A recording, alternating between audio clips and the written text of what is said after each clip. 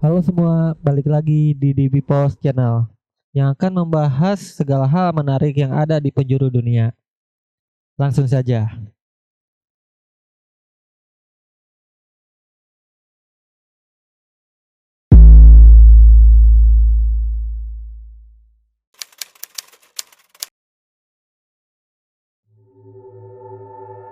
Pada 52 tahun yang lalu, tepatnya tanggal 16 Desember 1969, Suhoki menghembuskan nafas terakhir di tanah tertinggi Pulau Jawa karena diduga kuat menghirup gas beracun pada usia 27 tahun kurang satu hari.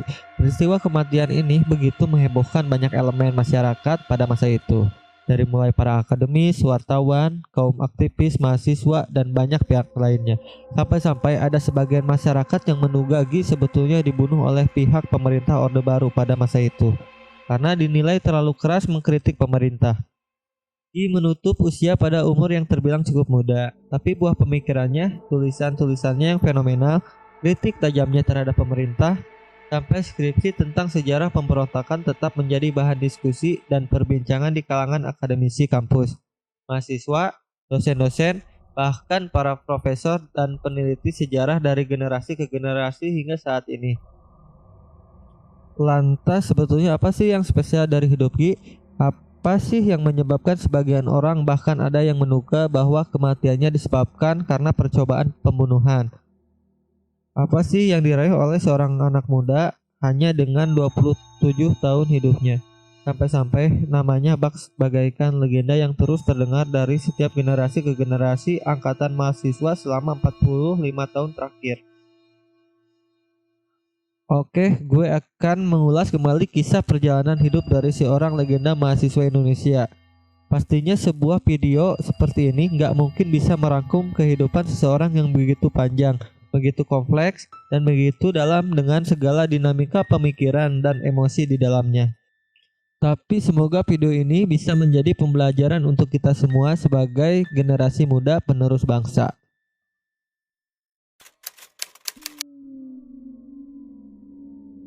Shohogi lahir pada 17 Desember 1942 ketika dunia berada di tengah puncak Perang Dunia Kedua dan Indonesia masih dalam proses perjuangan menuju kemerdekaan di bawah kependudukan Jepang. Kalau kita mau bicara tentang hidup dan buah karya pemikiran tentang Indonesia, sedikit banyaknya kita juga harus memahami tentang latar belakang lingkungan pada saat Ki dibesarkan. Untuk seseorang yang lahir di tahun 40-an, kita bisa membayangkan bahwa Gi dibesarkan dan hidup ketika negara Indonesia ibarat bayi yang baru dan mulai merangkak untuk berdiri dan berjalan sendiri. Saat itu pastinya Indonesia belum sekompak sekarang. Pada masa awal-awal berdirinya negara Indonesia, negara kita masih banyak diliputi kemelut dengan berbagai macam bentuk kepentingan. Pada masa-masa kecil dan remaja Ki, saat itu Indonesia masih belajar untuk menemukan karakter dan jati diri bangsa yang sesungguhnya. Di mana rakyat Indonesia sendiri dari Sabang sampai Merauke itu masih dalam proses mencintai negara yang baru saja berdiri. Sehingga seringkali masih rewel dan bandel. Dengan sederetan pemberontakan yang menuntut daerahnya untuk lepas dari kedaulatan Republik Indonesia. Seperti pemberontakan Madiun 1948, pemberontakan Permesta di Manado 1958 sampai 1961, pemberontakan DI-TII di Aceh pada tahun 1953, pemberontakan PRRI di Padang 1958, pemberontakan Republik Maluku Selatan 1950, dan lain-lain. Sementara itu, di sisi lain, pemerintah Indonesia sendiri belum punya sistem yang seprofesional sekarang ini. Pada masa-masa itu, semua elemen masyarakat mau ikut terlibat dalam pemerintahan untuk ikut ambil bagian mengatur arah bangsa ini. Dari mulai PNI, Masyumi, NU, PKI, Parkindo, PSI, Murba, IKPI, PSII, Perti, dan masih banyak lagi. Jadi jangan dibayangkan pada masa awal berdirinya negara Indonesia, semangat kemerdekaan 45 itu dirayakan dengan penuh kekompakan oleh semua lapisan masyarakat untuk membangun Indonesia. Pada masa pemerintahan Presiden Soekarno, sebetulnya bisa dibilang Indonesia banyak diwarnai oleh konflik kepentingan antara kaum intelektual, borjus, militer, PKI, parpol, keagamaan, dan kelompok nasionalis lainnya. Situasi politik di Indonesia pun masih dibilang sangat kacau karena tidak adanya profesionalisme yang menyebabkan korupsi, kolusi, dan nepotisme merebak dengan tidak terkendali. Dan hampir semua pihak lebih mementingkan kepentingan partainya masing-masing. Itulah kurang lebih gambaran situasi yang menemani Gi dari kecil hingga remaja, yang tentunya berpengaruh besar terhadap pandangan, pemikiran, gagasan, serta keputusan-keputusan Gi selama hidupnya.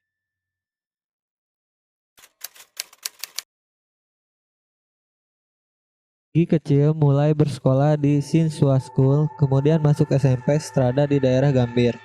Lalu melanjutkan masa remaja di SMA Canisius, Jakarta, jurusan sastra. Pada masa mudanya dia habiskan di Jakarta, di mana dia melihat potret ibu kota negara Indonesia yang penuh dengan dinamika sosial dan politik. Di saat anak remaja zaman sekarang tumbuh dengan sinetron, idol group, dan reality show, Gi menghabiskan masa kecil dan remajanya dengan bolak-balik ke perpustakaan umum dan beberapa taman baca di pinggir-pinggir jalan kota Jakarta. Di saat anak-anak lain seumurannya masih suka keluyuran main layangan, gundu atau moboy keliling kota, Gi mengisi masa kecil remajanya dengan membaca puluhan atau mungkin ratusan dongeng sastra klasik, filsafat, sejarah, dan biografi tokoh-tokoh yang mengubah dunia. Sejak umur 15 tahun, Gi telah membaca tentang dinamika politik di berbagai sudut belahan dunia, tentang berbagai macam pergolakan sejarah pemikiran yang bermunculan dari zaman ke zaman, dari mulai filsafat klasik Yunani hingga ide-ide utopia sebuah masyarakat yang ideal seperti Marx, Paine, Hobbes, Hegel. Dia terbuai dengan begitu banyak kisah sejarah jatuh bangunnya peradaban, tentang pemikiran-pemikiran progresif tokoh-tokoh dunia yang memerdekakan rakyatnya seperti Gandhi, Martin Luther, Kartini, dan lain-lain. Gi juga mengapresiasi sastra kelas dunia yang menggambarkan romantisme emosi dan pemikiran setiap zaman seperti Nietzsche, Tigora, Camus, G. Orwell, Steinbeck, Promedia, dan lain-lain. Dari situlah kita tahu bahwa sejak kecil Gi sudah terpesona dengan ilmu dan menikmati proses belajar dengan kegembiraan, bukan belajar karena tekanan dari sekolah atau sekedar mendapatkan nilai yang bagus.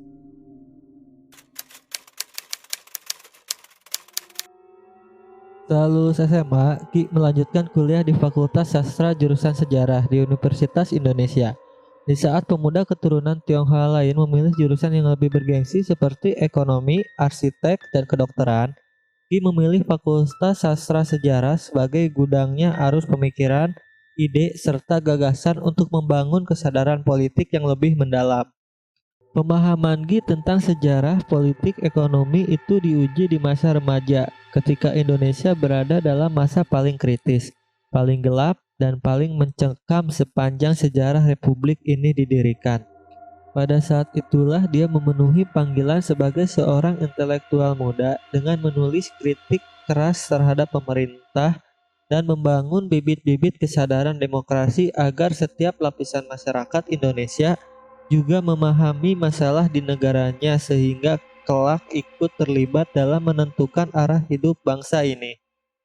Gi juga dikenal sebagai orang yang paling vokal mengkritik kinerja pemerintahan era Soekarno, serta menjadi salah satu arsitek aksi Long March dan demonstrasi besar mahasiswa tahun 1966 yang menjadi awal kebangkitan gerakan mahasiswa secara nasional.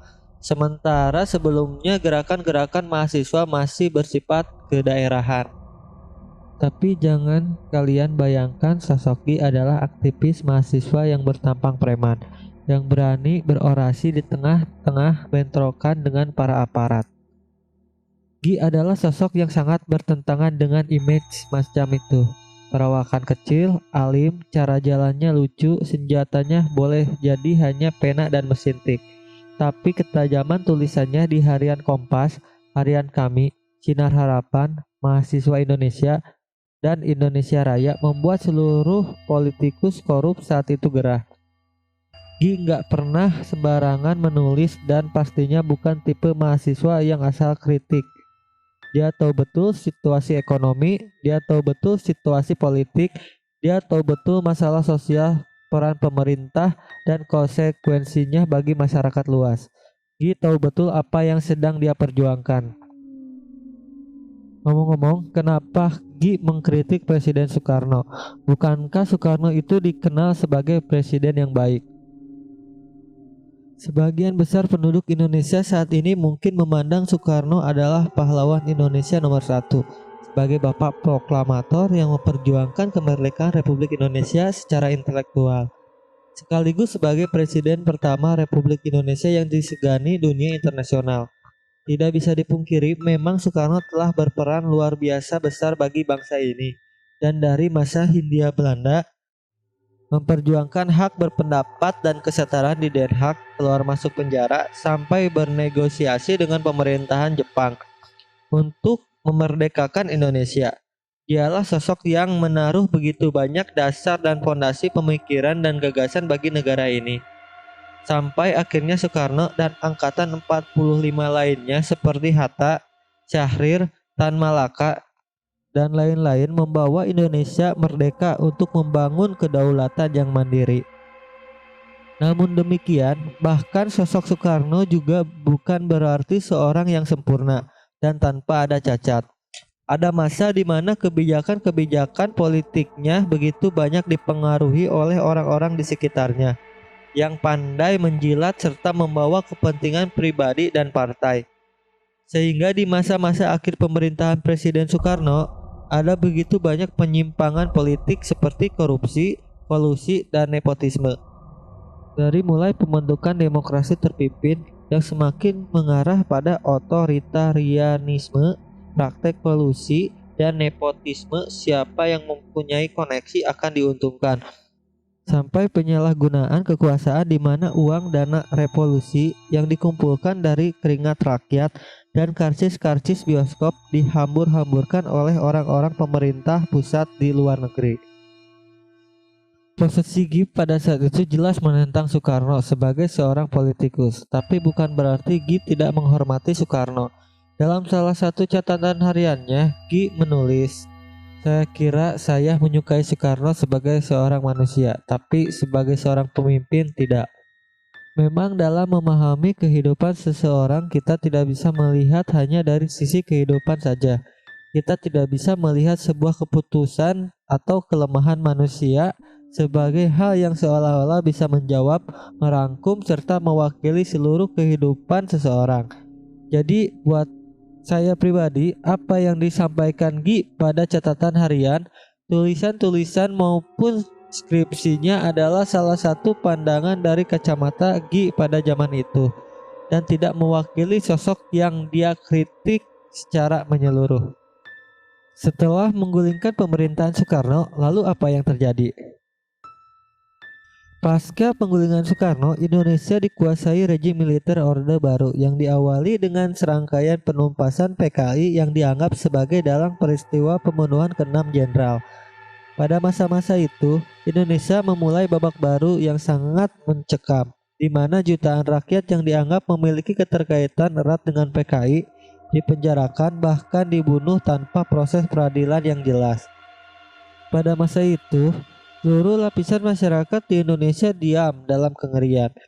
Para awak media dan wartawan bungkam karena takut mengungkapkan kebenaran. Lalu siapakah orang pertama yang berani berteriak lantang menyatakan kebenaran? Ya, siapa lagi kalau bukan Suhogi. Dia adalah orang yang pertama kali dengan berani membeberkan serangkaian peristiwa pembunuhan di Bali oleh rejim Orba, yang pada saat itu diperkirakan menelan korban sampai 80.000 jiwa. Keberanian Gi mengungkapkan fakta pada masa itu mungkin bagi sebagian orang saat itu dinilai naif, sembrono, bahkan mungkin tidak sayang nyawa. Tapi bagi seorang Suhogi, itu adalah panggilan sebagai seorang intelektual untuk berani menyatakan kebenaran. Ada seorang teman Gi dari Amerika yang menulis surat bahwa Gi akan selalu menjadi intelektual yang bebas. tapi juga seorang pejuang yang sendirian. Gi menjawab dengan kata-kata ini. Hanya ada dua pilihan, menjadi apatis atau mengikuti arus, tetapi aku memilih untuk menjadi manusia merdeka. Untuk perjalanan hidup Gi sampai akhir hayatnya akan dilanjut di video selanjutnya. Terima kasih telah menonton video ini. Wassalam.